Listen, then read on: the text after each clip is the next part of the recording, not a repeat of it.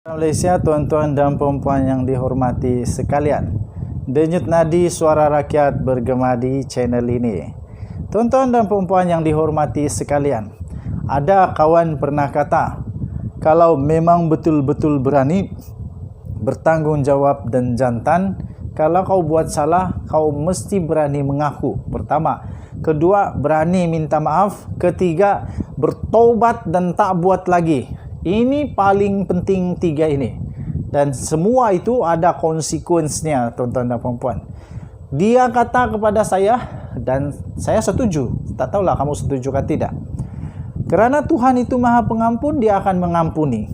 Yang itu saya percaya. Dia akan mengampuni, tetapi ada konsekuensi. Segala perkara, segala perbuatan yang salah yang kita buat, ada konsekuensi, ada akibat, ada natijah, ada balasan yang akan diterima, tuan-tuan dan puan-puan. Mau tidak mau, suka atau tidak, dia akan dibayar dua cara. Satu, cash di dunia. Kau dapat terus cash, buat jahat dibalas terus dapat. Nah, PADAN muka badan muka. Kedua, kalau bukan cash, nanti pinjam dulu, hutang dulu, tanpa kumpul-kumpul, nanti di akhirat baru kau tahu mau masuk mana, tak tahulah. Oke, itu nasihat dia kepada saya. Tak ada kena-mengena dengan manusia-manusia yang ada di luar sana. Nah, kalau ada kena-mengena, cepat bertobat. Kalau tak ada kena-mengena, tak apa, tak kisah. Oke, tuan-tuan dan puan-puan yang dihormati sekalian. Beranikah Zahid Hamidi letak jawatan? Itulah pembuka bicara. Beranikah Zahid Hamidi letak jawatan sebagai Presiden UMNO? Kalau dia berani, okey. Tapi kalau dia tak berani, kenapa dia tak berani? Satu. Kedua, kenapa dia tak berani untuk dia kena tukar kalau dia perlu ditukar? Kan?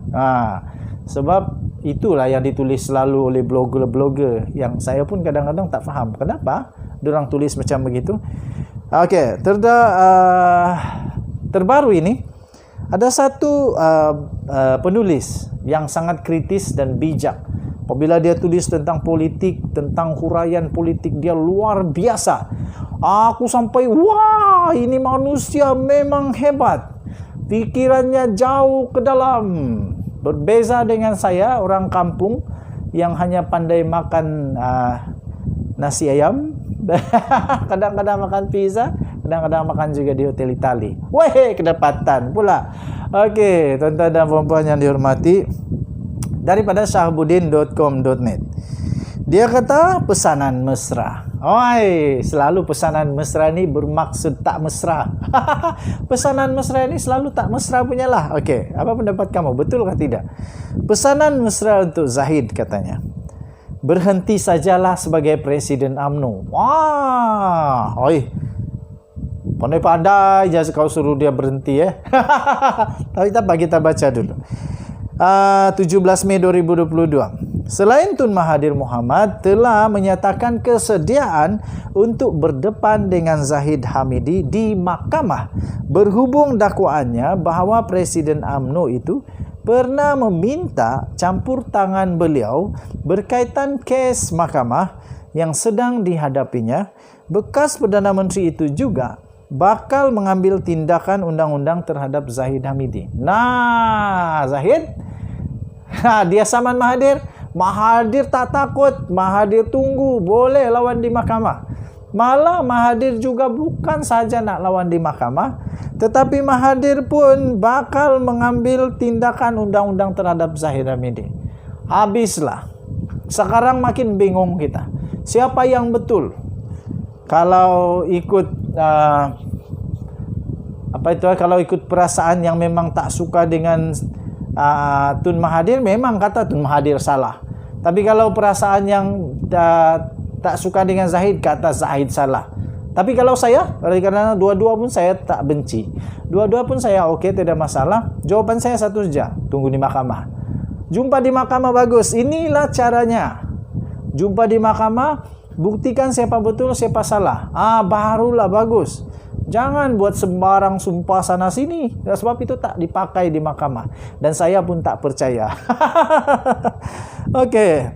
Saman yang bakal dikemukakan oleh Tun Mahathir ialah berhubung dakwaan daripada Zahid Hamidi ketika memegang jawatan Timbalan Perdana Menteri dan Menteri di Dalam Negeri sebelum ini, yang mendakwa dia berkata bahawa nama sebenar bekas Perdana Menteri itu seperti mana yang tertera pada kad pengenalannya ialah Mahathir anak lelaki Iskandar Kuti. Zahid Hamidi mendakwa kad pengenalan biru Tun Mahathir yang tertulis nama sedemikian dihantar oleh Ketua Pengarah Jabatan Pendaftaran Negara kepadanya. Nah, nanti saksi utama jadi pula Ketua Pengarah Jabatan Pendaftaran Negara. Waduh, punya kait lagi lah lepas ini. Zahid mendakwa kad pengenalan menyifatkan dakwaan itu sebagai fitnah dan pembohongan daripada Zahid. Kata Tun Mahathir seterusnya mencabar Presiden UMNO itu menunjukkan bukti mengenai status dirinya yang seolah-olah menggambarkan dirinya bukan seorang Melayu. Nah, kasih keluar bukti. Okey. Jadi sama juga. Ketika Zahid saman Mahathir perlu bukti, dan Mahathir menafikan perlu bukti. Sekarang Mahathir nak saman perlu bukti. Zahid nak pertahankan pun perlu bukti. Jadi sekarang dua sama. Okey. Tuan-tuan dan puan-puan, katanya jika dia tidak meminta maaf dan menarik balik fitnah itu, saya akan ambil tindakan mahkamah. Jelas Tun Mahathir. Maknanya sekarang sementara Zahid Hamidi telah menyaman Tun M dan Tun Mahathir sedia berdepan dengan saman tersebut di mahkamah, bekas Perdana Menteri itu juga bakal menyaman Zahid Hamidi. Ini baru ngam. Barulah ngam. Inilah proses yang betul. Bukan main cakap-cakap di Facebook. Apalah. Tapi buat secara undang-undang. Sementara saling saman menyaman berlaku antara Zahid Hamidi dan Tun Mahathir, Presiden UMNO itu juga turut menyaman Presiden Bersatu Mahyadin Mat Yassin. Kesian juga Tok Abah. Saman itu berkaitan dengan dakwaan Mahyadin bahawa Zahid Hamidi pernah datang berjumpa dengannya bersama timbunan fail agar campur tangan dalam kes mahkamah yang dihadapi Presiden UMNO itu. Dalam dakwaannya, Mahyadin berkata, Ahmad Zahid melawatnya semasa dia dilantik sebagai Perdana Menteri dan membawa fail bertimbun untuk diminta beliau campur tangan kes mahkamah yang sedang dihadapinya. Saman Zahid Hamidi itu juga telah disambut kesediaannya oleh Mahyadin dengan pernyataan pembelaan telah pun dikemukakan kepada mahkamah. Ini baru betul. Okey. Begitu juga dengan kes saman Zahid Hamidi kepada Tun Mahathir. Pernyataan pembelaan turut telah dikemukakan dengan antara lain pengerusi pejuang itu mendakwa Zahid Hamidi telah menemuinya sebanyak 5 kali untuk melobi agar kes mahkamah yang dihadapinya digugurkan. Sementara itu, sebagaimana semua rakyat Malaysia sedia maklum, Zahid Hamidi ketika ini sedang berdepan dengan 87